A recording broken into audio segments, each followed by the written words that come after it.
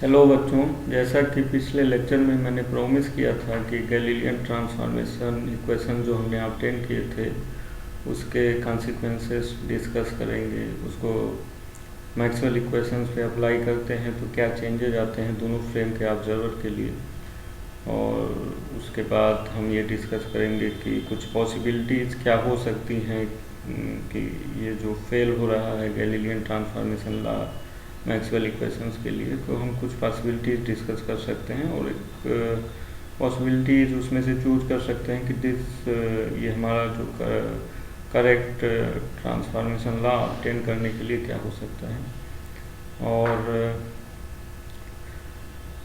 आज का लेक्चर में आगे बढ़ने से पहले हम पिछला लेक्चर एक बार रिव्यू कर लेते हैं, क्या क्या हमने पढ़ा था। जैसा कि पिछले लेक्चर में हमने बताया था कि इसको न्यूटोनियन रिलेटिविटी क्यों कहते हैं, और या फिर कभी कभी गैलीलियन न्यूटोनियन रिलेटिविटी भी कहते हैं, या फिर क्लासिकल थियरी ऑफ रिलेटिविटी भी कहते हैं। तो चूँकि गैलीलियो ने इसको इस ट्रांसफॉर्मेशन लॉ को डिराइव किया था, एक फ्रेम से दूसरे फ्रेम में जब जाते हैं तो कैसे जो स्पेस टाइम कोऑर्डिनेट हैं एक दूसरे से रिलेट होते हैं, इसलिए इसको गैलीलियन न्यूटोनियन रिलेटिविटी भी कहते हैं। और ये जो लॉज हैं न्यूटोनियन मैकेनिक्स के लॉज पे अप्लाई होते हैं और इनवेरिएंट रहते हैं, इस वजह से न्यूटोनियन रिलेटिविटी भी कहते हैं, और क्लासिकल थियरी ऑफ रिलेटिविटी भी कभी कभी कहते हैं। तो नेक्स्ट हिस्टोरिकल बैकग्राउंड मैंने पिछले क्लास में डिस्कस किया था, आज नहीं डिस्कस करेंगे, मेन पॉइंट केवल रिव्यू करते हैं। हाँ, तो जैसे फ्रेम आज के टॉक में हम डिस्कस करेंगे गैलीलियन ट्रांसफॉर्मेशन इक्वेशन, तो हमने ऑब्टेन कर लिया था। जो सेकंड पॉइंट है देखिए, उसके कॉन्सिक्वेंसेस में जैसे टाइम और स्पेस इंटरवल क्या होगा अगर हम ये गैलीलियन ट्रांसफॉर्मेशन अप्लाई करते हैं, और वेलोसिटी एडिशन थियरम क्या है, मतलब वेलोसिटी कोई पार्टिकल अगर मूव कर रहा है किसी फ्रेम में तो दोनों फ्रेम के ऑब्जर्वर को के लिए उसका वेलोसिटी कैसे एक दूसरे फ्रेम से रिलेट करेंगे, और एक्सेलरेशन ट्रांसफॉर्मेशन रूल क्या होगा उस ऑब्जेक्ट के लिए। और इसके बाद कुछ पॉसिबिलिटी डिस्कस करेंगे। उसके पहले मैक्सवेल इक्वेशंस में ये ट्रांसफॉर्मेशन लॉ हम लोग अप्लाई करेंगे कि कैसे चेंज हो रहे हैं। तो जैसे पिछले क्लास में हमने फ्रेम ऑफ रेफरेंस के बारे में डिस्कस किया था। फ्रेम ऑफ रेफरेंस क्या होता है? Frame of reference is a set of coordinate which are used to specify an event such as position of two object, turning on off a flashlight. और दो तरह के frame of reference हमने discuss किए थे, एक inertial, दूसरा non inertial. Inertial frame कोई ऐसा सिस्टम जिसमें न्यूटन फर्स्ट लॉ होल्ड करता है या फिर लॉ ऑफ इनर्शिया होल्ड करता है, उसको इनर्शियल फ्रेम कहते हैं। हमारा जो अर्थ है वो भी इनर्शियल फ्रेम ट्रीट किया जाता है। अर्थ के रिस्पेक्ट में जो भी मूविंग बॉडीज़ हैं जो कांस्टेंट वेलोसिटी से मूव कर रही हैं उसको भी हम लोग इनर्शियल फ्रेम ट्रीट करते हैं। और नॉन इनर्शियल फ्रेम की बात करें तो इनर्शियल फ्रेम के रिस्पेक्ट में जो एक्सेलरेटिंग फ्रेम होता है उसको नॉन इनर्शियल फ्रेम कहते हैं। इसके बहुत सारे एग्जांपल भी हमने डिस्कस किए थे। जैसे एक एक्सेलरेटिंग कार है, अर्थ के रिस्पेक्ट में कोई कार एक्सेलरेट हो रही है, अर्थ के कोई ऑब्जर्वर है उसको उसके रिस्पेक्ट में। हाँ, तो गैलीलियन ट्रांसफॉर्मेशन इक्वेशंस हमने डिराइव किए थे। तो ये ट्रांसफॉर्मेशन इक्वेशन जैसे कोई इवेंट अकर करता है, तो दो फ्रेम हैं, एक रेस्ट फ्रेम है, एक मूविंग फ्रेम है, दोनों फ्रेम के ऑब्जर्वर के लिए उस इवेंट को डिस्क्राइब करने के लिए जो स्पेस टाइम कोऑर्डिनेट्स हैं उसके बीच रिलेशन क्या होता है, यही हम लोगों ने ऑब्टेन किया था गैलीलियन ट्रांसफॉर्मेशन इक्वेशंस में। तो एक इवेंट को डिस्क्राइब करने के लिए हमको पोजीशन और टाइम कोऑर्डिनेट की ज़रूरत पड़ती है, जिसको हम स्पेस टाइम कोऑर्डिनेट बोलते हैं। यहाँ पे एक पॉइंट P एक इवेंट को डिस्क्राइब करता है, और S फ्रेम के ऑब्जर्वर के लिए ये जो स्पेस टाइम कोऑर्डिनेट है एक्स वाई जेड टी है, और S प्राइम फ्रेम के ऑब्जर्वर के लिए जो स्पेस टाइम कोऑर्डिनेट है वो x prime y prime z prime t prime है। यहाँ पे S और S प्राइम फ्रेम से मेरा मतलब ये है कि S फ्रेम हम मान लेते हैं रेस्ट में है, S प्राइम फ्रेम मूव कर रहा है कांस्टेंट वेलोसिटी u से पॉजिटिव x डायरेक्शन में, y और z डायरेक्शन में कोई मोशन नहीं हो रहा है। और टी इक्वल टू 0 पे हमने एज्यूम किया था कि दोनों फ्रेम कोइंसाइड कर रहे हैं, और ये चीज़ें एज्यूम करने के बाद हमने गैलीलियन ट्रांसफॉर्मेशन जो इक्वेशंस हैं स्पेस और टाइम ट्रांसफॉर्मेशन रिलेशन से दोनों फ्रेम के बीच ऑब्टेन किया था। एक बार फ्रेम ऑफ रेफरेंस के बारे में मैं दोबारा बताना चाहता हूँ कि इसको हम मान लेते हैं अर्थ पे कोई ऑब्जर्वर खड़ा है जो एस फ्रेम जो रेस्ट में है, इसको मान लेते हैं कोई मूविंग ट्रेन है जो कांस्टेंट वेलोसिटी से मूव कर रहे हैं। तो ये एक रियल एग्जांपल हुआ कि एस और एस प्राइम फ्रेम क्या होते हैं। अब यहाँ पे जैसे एक क्यूब 3D में हमने इसको जो लेंथ हैं उसको क्यूब के टर्म्स से क्यूब डिनोट किया था, और जो एस फ्रेम ऑब्जर्वर है जो एक्स डिस्टेंस वो मेजर कर रहा है पॉइंट पी से वो एक्स है, और एस प्राइम फ्रेम ऑब्जर्वर जो एक्स प्राइम डिस्टेंस मेजर कर रहा है पॉइंट पी के रिस्पेक्ट में वो एक्स प्राइम है। और दोनों फ्रेम जो डिस्टेंस ट्रेवल किए हैं, दोनों फ्रेम नहीं मतलब एस प्राइम फ्रेम जो एस के रिस्पेक्ट में जो डिस्टेंस ट्रेवल किया है वो यूटी डिस्टेंस है टाइम टी के बाद। तो यहाँ से इजली आप देख सकते हैं कि कैसे यक्स और यक्स प्राइम फ्रेम में रिलेशन हम लोग लिख सकते हैं। So x prime equals to x minus u t, y और जेड प्राइम डायरेक्शन में कोई चेंजेस नहीं हो रहे हैं, कोई मोशन नहीं हो रहा है, तो वाई प्राइम वाई है, z prime equal to z है, t prime equal to t है। इसको वेक्टोरियल फॉर्म में कॉम्पैक्ट फॉर्म में भी लिख सकते हैं हम लोग। एक्स प्राइम वेक्टर, ये जो बोल्ड करके एक्स प्राइम को लिखा है उसका मतलब वेक्टर क्वांटिटी है ये। तो x prime equal to x minus u t, यहाँ पे यू का जो मोशन हमने एक ही डायरेक्शन में कंसीडर किया, वाई और जेड कंपोनेंट 0 है यहाँ पे, और t prime equal to t ये न्यूटोनियन रिलेटिविटी का असम्पशन मान लिया गया है कि दोनों ऑब्जर्वर दोनों फ्रेम के ऑब्जर्वर कोई इवेंट अकर कर रहा है उसको सेम टाइम में मेजर करते हैं ऑब्जर्व करते हैं।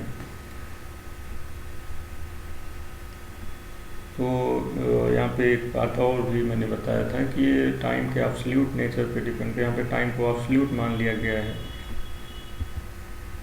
हाँ, अब यहाँ तक पिछले लेक्चर में हमने डिस्कस किया था। अब हम डिस्कस करेंगे कि इसके कॉन्सिक्वेंसेस क्या होते हैं। जो हमने स्पेस और टाइम ट्रांसफॉर्मेशन इक्वेशंस हमने ऑब्टेन किए हैं, इसके कॉन्सिक्वेंसेस क्या डिस्कस कर लेते हैं। जैसे अगर हम मान लेते हैं कि जैसे दो फ्रेम पहले कंसीडर किया था, और एस और S prime frame, S frame rest में है, एस प्राइम फ्रेम मूविंग है, कांस्टेंट वेलोसिटी से मूव कर रहा है। अगर कोई दो इवेंट अगर करता है ए और बी, जिसको मान लेते हैं इवेंट का नाम दे देते हैं, तो दोनों फ्रेम के ऑब्जर्वर के लिए जो टाइम इंटरवल होगा दोनों इवेंट के अगर मान लीजिए टी बराबर 0 पे, या फिर ये मान लेते हैं कि 9:20 पे कोई इवेंट अगर किया, और दूसरा इवेंट अगर किया जो बी इवेंट है वो अगर किया 9:30 बजे, तो जो टाइम डिफरेंस आया 10 मिनट का, दोनों फ्रेम के ऑब्जर्वर के लिए सेम रहेगा या डिफरेंट रहेगा। क्योंकि गैलीलियन ट्रांसफॉर्मेशन इक्वेशंस यहाँ से आप देख सकते हैं कि इसका जो असम्पशन है हमने लिया था एब्सोल्यूट नेचर ऑफ टाइम, तो वहाँ से easily one can conclude that जो टाइम इंटरवल आएगा दोनों फ्रेम के observer same time interval measure करेंगे। ओके, अब हम आते हैं लेंथ या फिर स्पेस इंटरवल भी इसको बोल सकते हैं। तो अगर अच्छा लेंथ के मेजरमेंट के लिए हम कंसीडर करते हैं कोई रॉड है पी क्यू जिसके इंच पॉइंट हैं, उसको यस फ्रेम में रेस्ट में रख देते हैं। तो यस फ्रेम है वहाँ पे रेस्ट में रख देते हैं, और दोनों फ्रेम के जो ऑब्जर्वर हैं उसकी लेंथ क्या मेजर करेंगे, दोनों इक्वल आएगी या फिर अलग अलग आएगी, उसको देख लेते हैं। यहाँ पे देखिए गैलीलियन ट्रांसफॉर्मेशन इक्वेशन यहाँ पे कैसे x prime equal to x minus u t, y और जेड प्राइम में कोई चेंजेस नहीं आ रहे हैं। तो जो रॉड है हम ले रहे हैं कि ये एक्स एक्सिस के अलॉन्ग, एक्स एक्सिस के पैरेलल ही रख रहे हैं, और उसके एंड्स पॉइंट पी और क्यू हैं। तो जो यस प्राइम फ्रेम का ऑब्जर्वर है उसके लिए रॉड, यस फ्रेम के ऑब्जर्वर के लिए रॉड तो मूव नहीं कर रहा है, कांस्टेंट है, लेकिन यस प्राइम फ्रेम का जो ऑब्जर्वर है उसके लिए रॉड माइनस यू वेलोसिटी से मूव कर रहा है, और यहाँ पे अगर हम स्पेस ट्रांसफॉर्मेशन लॉ जो यहाँ पे हम लोगों ने डिराइव किया है, ऑब्टेन किया है, उसके थ्रू अगर लिखें जो P और Q पॉइंट्स हैं रॉड की length S prime frame observer जो ऑब्टेन करेगा वो क्या आएगा, x q prime minus x p prime equal to x q minus x p minus u t q minus t p. ये मतलब जो Q इंड है और P इंड है उसको किस टाइम पे मेजर किया जा रहा है, इसको यहाँ T q minus t P से डिनोट कर देते हैं। क्योंकि मैंने पहले ही कहा था कि ये जो इवेंट का मेजर करते ऑब्जर्व करते हैं हम लोग सेम टाइम पे कर रहे हैं। यहाँ पे हम भी ये एज्यूम कर लेते हैं कि जो रॉड है उसके इंड पॉइंट्स एक ही टाइम पे दोनों ऑब्जर्वर मेजर करते हैं। जो Q इंड है रॉड का और P इंड है एक ही टाइम पे मेजर कर रहे हैं, इसलिए t q equal to t p होगा यहाँ पे। तो ये इक्वल रख देने तो ये टर्म यहाँ से हट जाएगा।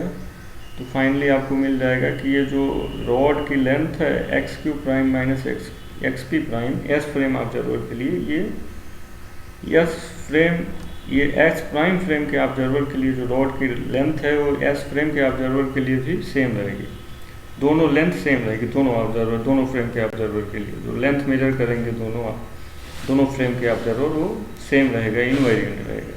तो हमने ये कॉन्सिक्वेंसेस देखे कि टाइम इंटरवल भी इनवेरिएंट है, यहाँ पे लेंथ इंटरवल भी इनवेरिएंट है। अब चूँकि टाइम इंटरवल और लेंथ इंटरवल नहीं बल्कि लेंथ की स्पेस इंटरवल बोलेंगे। जैसे हम टाइम और लेंथ की बात किए वैसे ही अगर हम कंसीडर करते हैं कोई पार्टिकल है जो एस प्राइम फ्रेम में मूव कर रहा है किसी वेलोसिटी u से, ओके, तो क्या ट्रांसफॉर्मेशन लॉ हो सकते हैं दोनों फ्रेम के ऑब्जर्वर के लिए। इसको एक दूसरे फिगर से मैंने दूसरे फाइल में लिखा है, उसको दिखाते हैं कि कैसे एक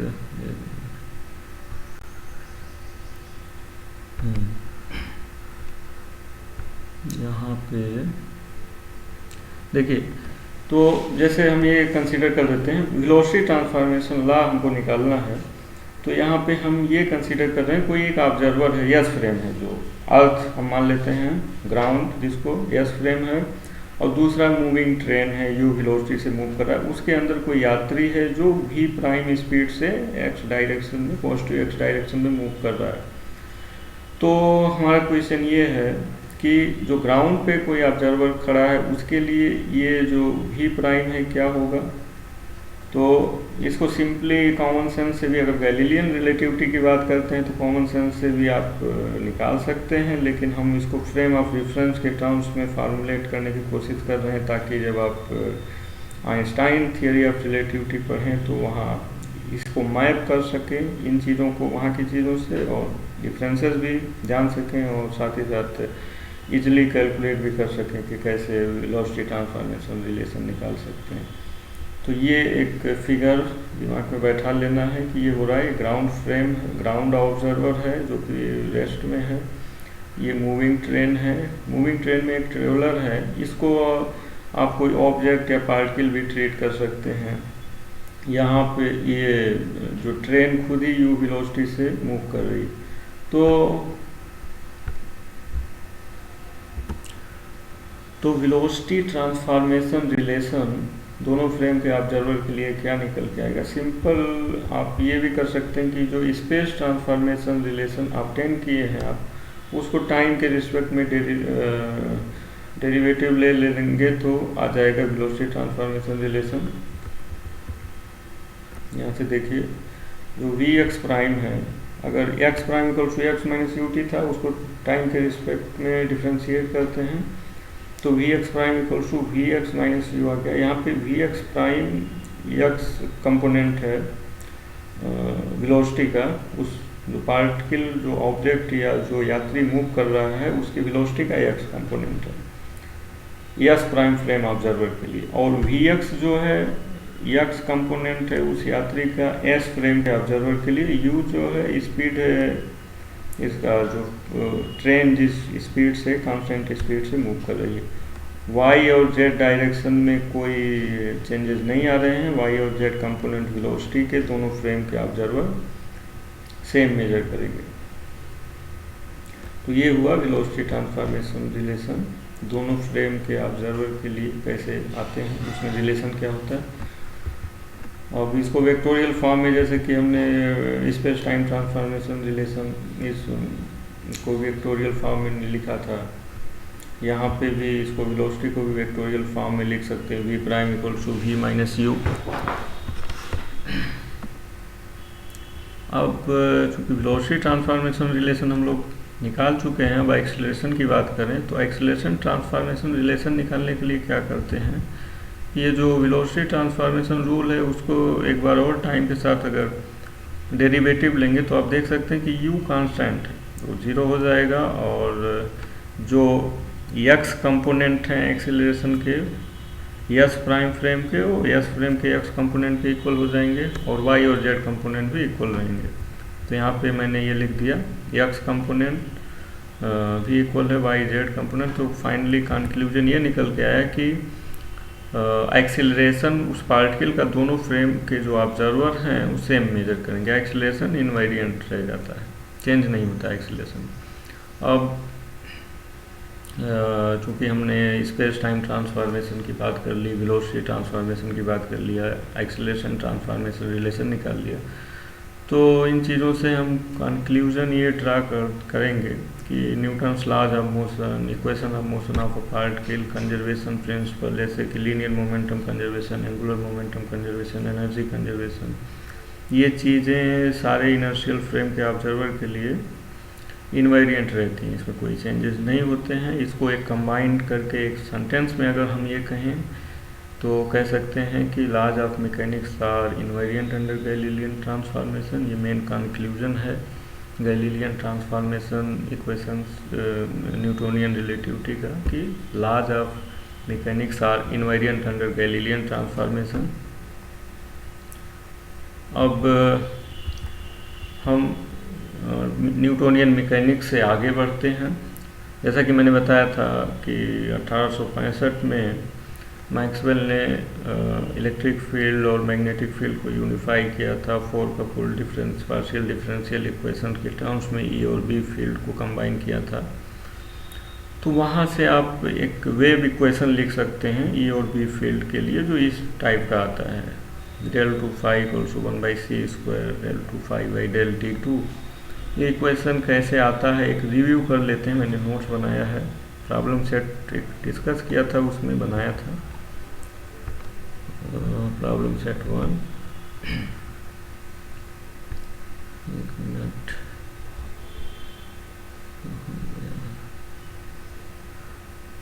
स्क्रीन कर देते हैं। ओके, तो यहाँ हाँ, ये जो मैक्सवेल इक्वेशन, तो मैक्सवेल के जो 4 इक्वेशन है यहाँ मैंने लिख दिए हैं। ये Gauss law, this is equivalent to Gauss law, this is Faraday law, Ampere's law, इसका कोई नेम नहीं दिया गया है। तो 4 इक्वेशन इस तरह से हैं। यहाँ पे जो 1/c है, तो मैक्सवेल ने c को ऑब्टेन किया था, तो उन्होंने थ्योरेटिकल कैलकुलेशन किया था, तो पाया था कि 1/√ε0 μ0 ये परमिएबिलिटी और परमिटिविटी ऑफ फ्री स्पेस है। और लोगों ने कैलकुलेट किया था उस समय लाइट की वेलोसिटी, लोगों ने एक्सपेरिमेंटली भी कैलकुलेट किया था, थ्योरेटिकल कैलकुलेशन भी किए थे, और ये जो कांस्टेंट है इसको भी एक्सपेरिमेंटली कैलकुलेट किया था। तो इसकी वैल्यू पुट करके देखा गया, तो ये जो 1/√ε0 μ0 है, ये लाइट के वेलोसिटी के ऑलमोस्ट इक्वल आ रहा था। अच्छा, ये जो 4 इक्वेशन है मैक्सवेल के, इसको यूज करके हम वेव इक्वेशन कैसे डिराइव करते हैं, यहाँ पे मैंने रिव्यू एक थोड़ा हिंट दिया है कैसे डिराइव कर सकते हैं। ये वेक्टर कर्ल और डाइवर्जेंस वगैरह ये मैथमेटिकल फिजिक्स में पढ़ाया जाता है, पार्ट 1 में तो अभी नहीं है, लेकिन सीख सकते हैं आप, बुक में दिया हुआ है ग्रिफिथ्स इलेक्ट्रोडायनेमिक्स। तो फाइनली जब हम ये थोड़ा सा अलजेब्रा करते हैं तो ये कंक्लूजन ये निकल के आता है कि del square E equal to 1/c² del two E by del t2। और इसी तरह से बी फील्ड के लिए तो सेम ई और बी फील्ड के लिए सेम फॉर्म ऑफ इक्वेशन हम ऑब्टेन करते हैं, तो उसको कंबाइन करके लिख देते हैं del square phi equal to 1/c² del two phi by del t2। यहाँ पे फाई को कहते हैं ई है या बी फील्ड है, ठीक है। तो इसको ये जो डेल 2 है इसको अगर ओपन करें एक्स वाई और जेड कंपोनेंट में तो इस तरह से लिख सकते हैं। फाई यहाँ पे वेक्टर क्वांटिटी उसके 3 कंपोनेंट हैं, नोट डाउन करने की बात है। ई और बी के भी 3 कंपोनेंट हैं, एक्स वाई और जेड। इसी तरह से फाई के भी 3 कंपोनेंट यहाँ पे वेक्टर फॉर्म में ही लिख दिए हैं, उसको ओपन नहीं किया गया। तो डेल स्क्वायर को हम कंपोनेंट फॉर्म में लिख दिए हैं कि del 2 by del x2 plus del 2 by del y2 plus del 2 by del z2 equal to 1/c² del 2 del t2, ठीक है। ये आया हमारा wave equation, electromagnetic wave equation. अच्छा, ये तो वेव इक्वेशन मिला जो कि उसमें हमने डिस्कस किया था। अब एक पॉइंट यहाँ पे फिर डिस्कस कर लेते हैं इस फाइल को स्विच करने से पहले, कि अगर इस इक्वेशन में ये जो मैक्सवेल इक्वेशन जो 4 इक्वेशन अभी ऊपर मैंने डिस्कस किया उसको यूज करके हमने ये वेव इक्वेशन ऑब्टेन किया है। जैसा कि मैंने बताया Newtonian mechanics, law of mechanics, जब गैलीलियन ट्रांसफॉर्मेशन अप्लाई करते हैं तो वहाँ पे चीज़ें इनवेरिएंट रहती हैं। और अगर गैलीलियन ट्रांसफॉर्मेशन इक्वेशन हम यहाँ पे अप्लाई करें तो कैसे चेंज होगा ये। गैलीलियन ट्रांसफॉर्मेशन अप्लाई करने का मतलब यहाँ पे ये है कि जो x, y, z और t मतलब पोजीशन और टाइम कोऑर्डिनेट्स हैं दोनों फ्रेम के रिस्पेक्ट में, उसको हम जो ट्रांसफॉर्मेशन लॉज हैं उसके टर्म्स में चेंज करते हैं, देखते हैं कि कैसे क्या चेंजेज आते हैं दोनों फ्रेम में। ओके, तो यहाँ पे सी, तो जैसा कि मैंने पहले ही डिस्कस कर दिया, x प्राइम को x minus u t, y prime y, z prime z और t प्राइम टी है, ठीक है। तो यहाँ पे x square del 2 del x square del 2 del y square, इसको हम s प्राइम फ्रेम में ट्रांसफॉर्म करेंगे तो देखेंगे कैसा है। तो इस इक्वेशन को यूज करके डेल डेल x हम निकालते हैं, तो फाइनली डेल डेल x ये इतना आता है डेल डेल x प्राइम। उसी तरह से y और z कंपोनेंट भी आ जाएगा। इसी तरह से हम टाइम डेरिवेटिव निकालते हैं पार्शियल, तो ये रिलेशन निकल के आता है। ओके, लेकिन यहाँ पे देखिए कि ये सेकेंड डेरिवेटिव के टर्म्स में है, इसलिए हमने तो फर्स्ट डेरिवेटिव निकाल लिया। जो x और y कंपोनेंट है वो सेकेंड डेरिवेटिव में ही सेम आएंगे, लेकिन t कंपोनेंट देखिए t के टर्म्स में जो रिलेशन आया है डेरिवेटिव रिलेशन, ये चेंज हो जाएगा। तो ये होमवर्क प्रॉब्लम है, खुद करके देखिए। फाइनल जो रिजल्ट आएगा इसमें ट्रांसफॉर्म करके s प्राइम फ्रेम में, वो हम यहाँ पे दिखा देते हैं क्या रिजल्ट आता है। ये फाइनल रिजल्ट देखिए 1 minus u square by c square आ जाता है, और ये x प्राइम y प्राइम देखिए यहाँ पे x प्राइम और t प्राइम के रिस्पेक्ट में ही लिखा गया है, y प्राइम z प्राइम, और यहाँ पे t प्राइम आ गया। ये नया टर्म आ गया यहाँ पे, देखिए ये नया टर्म, पुराना इक्वेशन है देखिए यहाँ पे ये 3 कंपोनेंट लिखे गए हैं x, y, z, और यहाँ पे टाइम डेरिवेटिव है। इस इक्वेशन में ये तीनों टर्म सेम है, ये टर्म सेम, मतलब फॉर्म सेम है। अगर ये कंपोनेंट 0 कर दें और इसको 1 मान लें तो फॉर्म सेम होगा दोनों फ्रेम के ऑब्जर्वर के, लेकिन ऐसा नहीं है। इसका मतलब क्या हुआ कि यस फ्रेम के ऑब्जर्वर के लिए वेव इक्वेशन कुछ और है, यस प्राइम फ्रेम के ऑब्जर्वर के लिए वेव इक्वेशन कुछ और है। तो गैलीलियन ट्रांसफॉर्मेशन फेल हो गया यहाँ पे। तो अब हम थोड़ा सा ये भी यहाँ पे डिस्कस कर लेते हैं कि इस इक्वेशन को उस इक्वेशन से अगर हमें मैच कराना हो तो यहाँ पे देखिए क्या पॉसिबिलिटीज़ हैं, क्या किया जा सकता है। देखिए ये टर्म 0 कर सकते हैं और इसको 1 मान लेते हैं। ये 0 या 1 मानने के लिए एक पॉसिबिलिटी आगे डिस्कस करेंगे। अगर u बाई सी जो है पार्टिकल वेलोसिटी और light velocity, particle velocity is very very less than light velocity, तो इसको 1 एस्यूम कर सकते हैं, इसको नेगलेक्ट कर सकते हैं। तो यहाँ पे देखेंगे कि सेम फॉर्म आ जाएगा। और आगे हम ये एक बार दोबारा डिस्कस करेंगे कि न्यूटोनियन मैकेनिक्स की वैलिडिटी, पार्टिकल की वेलोसिटी जो कंसीडर किया जाता है लाइट की वेलोसिटी से बहुत कम होनी चाहिए तभी वैलिड होता है। अभी तो यहाँ पे हमने देखा कि अगर ऐसा नहीं है तो ये इनवैलिड हो जाता है, और जो ट्रांसफॉर्मेशन रिलेशंस हैं वो इनवेरिएंट ट्रांसफॉर्मेशन इक्वेशन है वो इनवेरिएंट नहीं रह जाता है, मैक्सवेल ट्रांसफॉर्मेशन इक्वेशन। अब आते हैं पुराने फाइल में। हाँ, तो वहाँ पे हमने देख लिया कि ये जो इक्वेशन है ये इनवेरिएंट नहीं है। तो यहाँ से कुछ कंक्लूजन हम निकाल सकते हैं कि गैलीलियन ट्रांसफॉर्मेशन वायलेट कर रहा है मैक्सवेल इक्वेशन के लिए। कुछ पॉसिबिलिटी हम लोग डिस्कस कर सकते हैं, सोच सकते हैं, one can think of some possibility, और वहाँ से क्या करेक्ट पॉसिबिलिटी हो सकती है उसको चूज कर सकते हैं। तो 3 पॉसिबिलिटी हमने डिस्कस किया है, और ज़्यादा डिटेल में किसी को स्टडी करना है तो ये जो रेफरेंस बुक मैंने दिया है यहाँ पे पढ़ा जा सकता है। हाँ, तो फर्स्ट पॉसिबिलिटी ये हो सकती है कि एक रिलेटिविटी प्रिंसिपल एग्जिस्ट करता है लेकिन केवल मैकेनिक्स के लिए, इलेक्ट्रोडायनेमिक्स के लिए नहीं करता है। दूसरी पॉसिबिलिटी ये हो सकती है कि रिलेटिविटी प्रिंसिपल मैकेनिक्स और इलेक्ट्रोडायनेमिक्स दोनों के लिए एग्जिस्ट करे लेकिन जो मैक्सवेल इक्वेशंस हैं करेक्ट नहीं है। थर्ड पॉसिबिलिटी ये हो सकती है कि रिलेटिविटी प्रिंसिपल मैकेनिक्स और इलेक्ट्रोडायनेमिक्स दोनों के लिए एग्जिस्ट करता है लेकिन गैलीलियन ट्रांसफॉर्मेशन लॉज जो डिराइव किए गए हैं वो करेक्ट नहीं है। इस केस में क्या होगा कि जो ट्रांसफॉर्मेशन लॉज है उसको मॉडिफाई करना पड़ेगा ताकि वो मैक्सवेल इक्वेशंस पे भी अप्लाई हो सके और वहाँ भी इनवेरिएंट रहें इक्वेशन दोनों फ्रेम के ऑब्जर्वर के लिए, और जो मैकेनिक्स के लॉज हैं उसको भी उसी हिसाब से मॉडिफाई हो जाएगा। तो ये चीज़ें जो थर्ड पॉसिबिलिटी है actually Einstein theory of relativity में जब हम डिस्कस करेंगे तो एक्चुअली वही है।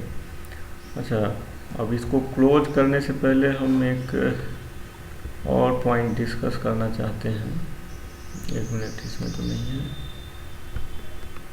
न्यूटोनियन मैकेनिक्स के बारे में जो गैलीलियन ट्रांसफॉर्मेशन हमने पढ़ा है। हाँ, तो जैसा कि आप न्यूटोनियन मैकेनिक्स में काइनेटिक एनर्जी का फार्मूला पढ़ते हैं, काइनेटिक एनर्जी के इक्वल्स टू हाफ mv², वहाँ से भी देख सकते हैं कि √k पे डिपेंड कर रहा है। k को अगर 4 टाइम्स हम इंक्रीज करते हैं तो v में दुगना इंक्रीज हो जाता है। तो एक एक्सपेरिमेंटल रिजल्ट, ये एक्सपेरिमेंट बाद में किया गया था होगा क्योंकि आइंस्टाइन थियरी ऑफ रिलेटिविटी जो डेवलप हुई थी 1905 में, और ये 10 मेगा इलेक्ट्रॉन वोल्ट जो एनर्जी दी गई है यहाँ पे। हाँ, तो यहाँ पे v is proportional to √k, और एक एक्सपेरिमेंटल रिजल्ट यहाँ डिस्कस कर रहे हैं। इलेक्ट्रॉन को अगर 10 मेगा इलेक्ट्रॉन वोल्ट की एनर्जी दी जाए तो लोगों ने देखा कि उसकी जो वेलोसिटी है 0.9988 c यहाँ पे लाइट की वेलोसिटी है 3 × 10⁸ मीटर पर सेकेंड, इसके इतना आती है।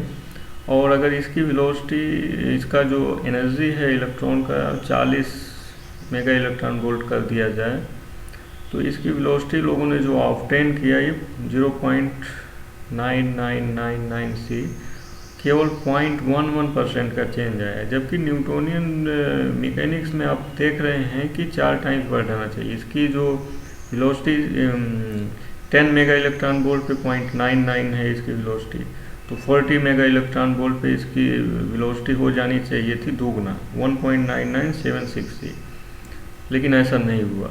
इसका मतलब क्या है? न्यूटोनियन मैकेनिक्स रॉन्ग है। 12th में जो 11, 12th या अब तक जो पढ़ाया गया है गलत पढ़ाया गया है, चीट किया गया है, ऐसा कुछ नहीं है। न्यूटोनियन मैकेनिक्स वहाँ वैलिड होता है जहाँ पार्टिकल या ऑब्जेक्ट की वेलोसिटी लाइट की वेलोसिटी से बहुत ही कम हम लोग रखते हैं, और जब पार्टिकल की वेलोसिटी और लाइट की वेलोसिटी ऑलमोस्ट नियर अबाउट होती है तो वहाँ पे न्यूटोनियन मैकेनिक्स फेल हो जाती है। हम Einstein theory of relativity start करने से पहले ये आइडिया दिमाग में डालना चाहते हैं कि वहाँ पे जब हम बात करेंगे किसी पार्टिकल के स्पीड की या ऑब्जेक्ट की वेलोसिटी की, तो लाइट के आसपास ही में कंसीडर किया जाएगा। इनफैक्ट जब आइंस्टाइन रिलेटिविटी थियरी में हम लोग जाएंगे तो वहाँ पे ये भी बताएंगे कि जो इक्वेशंस मिलेंगे वहाँ उस इक्वेशंस में ये जो लिमिट है v/c लाइट की वेलोसिटी और object velocity, u/c object velocity upon light velocity, अगर इसको बहुत ही स्मॉल ले लेते हैं तो वो इक्वेशन गैलीलियन ट्रांसफॉर्मेशन इक्वेशन में कन्वर्ट हो जाते हैं, इक्विवेलेंट आ जाते हैं। तो इसका मतलब ये हुआ कि ये एक स्पेशल केस बन जाता है Newtonian relativity, Einstein special theory of relativity का। तो ये चीज़ें वहाँ डिस्कस करेंगे और करते हैं हम। तो नेक्स्ट क्लास में हम डिस्कस करेंगे। ओके, नेक्स्ट क्लास में हम लोग Einstein theory of relativity discuss करेंगे। पास्टुलेट सबसे पहले डिस्कस करेंगे क्या होते हैं, उस पास्टुलेट के बेसिस पे हम लोग ट्रांसफॉर्मेशन लॉ डिराइव करेंगे।